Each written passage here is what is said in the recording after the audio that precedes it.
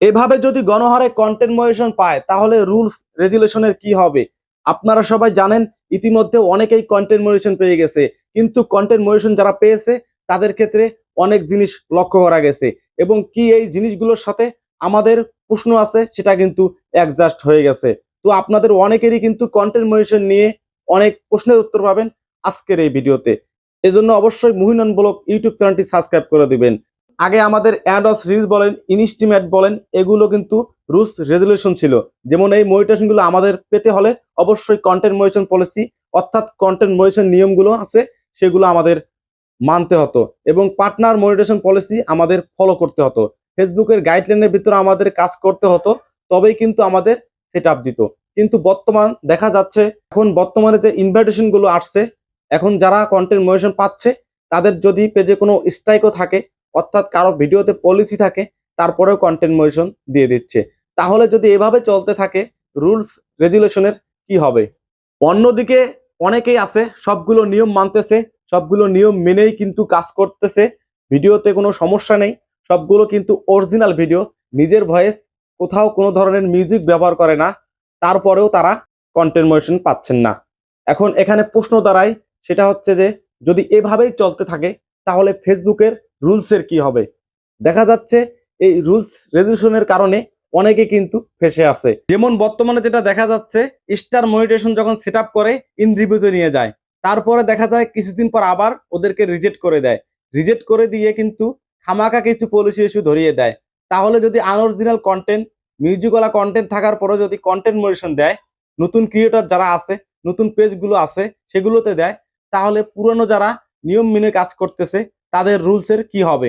Facebook যে নিয়মগুলো রাখছে, যে পলিসিগুলো আছে, সেগুলোর বাইরে যদি তারা কন্টেন্ট মনিটাইজেশন দেয় তাহলে রুলস নিয়ম কানুনের কি হবে? এই প্রশ্ন কিন্তু থেকে যায়।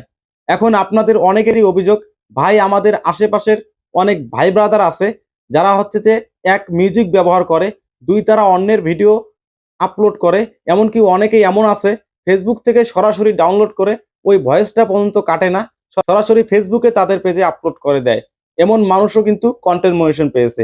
অথচ অন্যদিকে আমি এই জায়গায় নিজের অরিজিনাল কন্টেন্ট আপলোড করতেছি, নিজের ভয়েস দিয়ে ভিডিও আপলোড করতেছি, লাইভে আসতেছি, প্রতিটা ফরম্যাটে আমি ফেসবুকে কাজ করতেছি, টেক্সট পোস্ট আপলোড করতেছি, ফটো আপলোড করতেছি, হিস্টোরি শেয়ার করতেছি, তারপরেও আমাকে কন্টেন্ট মনিটাইজেশন সেটআপ দিচ্ছে না। ফেসবুকের কাছে আমাদের একটাই প্রশ্ন, যদি এরকম ভাবে চলতে থাকে তাহলে রুলস গাইডলাইনের কি হবে?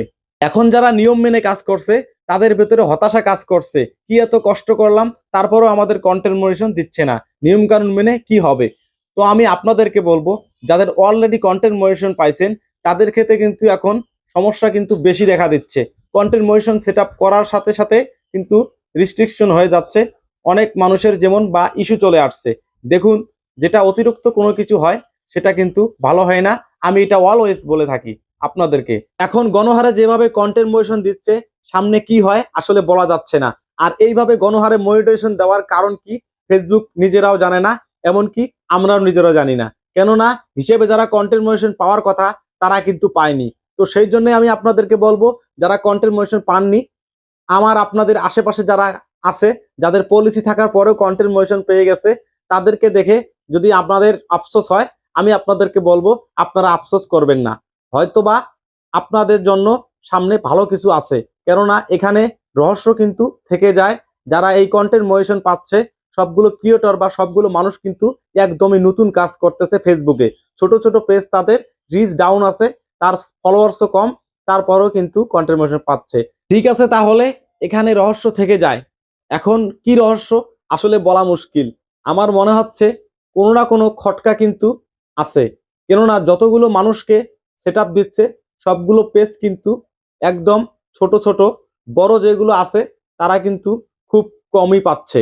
তো আপনারা হতাশ হবেন না, যাদের অলরেডি বেশি ফলোয়ার্স আছে, যারা থাকার পরেও পাননি, আফসোস করবেন না। ইনশাআল্লাহ ভালো কিছু আছে, দেখা যাক।